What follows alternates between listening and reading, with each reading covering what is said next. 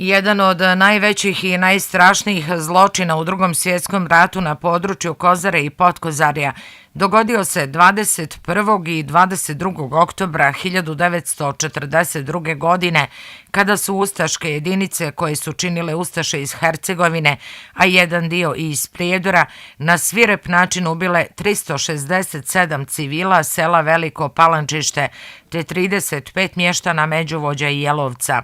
Najbrojnije žrtve bila su djeca, njih 226 uzrasta do 17 godina. Veljko Rodić, predsjednik gradske organizacije Subnora Prijedor, rekao je da se ovaj pokolj dogodio u toku druge ofanzive neprijateljske vojske na Kozari. Nije opaljen niti jedan metak. Znači, svi su poklani pobijenim bajonetama, sjekirama, maljevima ili nekim drugim tupim predmetima. Da kažem i to da se u tom nezgodnom vremenu, kada je taj pokolj bio, u Palančištu našao jedan broj stanovnika iz Jelovca, oko 18 stanovnika iz Jelovca i 17 stanovnika iz Međuvođa.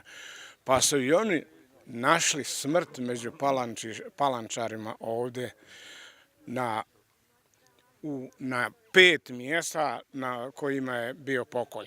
Rodić ističe da je tih oktobarskih dana 1942. godine potpuno ugašena i nestala porodična ognjišta 26 porodica, a u 23 porodice pokolj je preživio samo jedan član.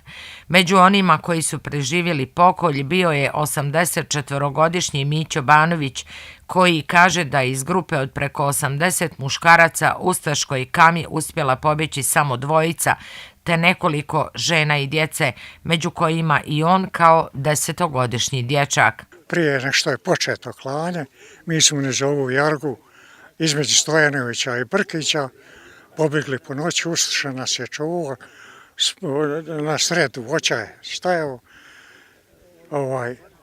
uspjeli smo da se provučemo tamo.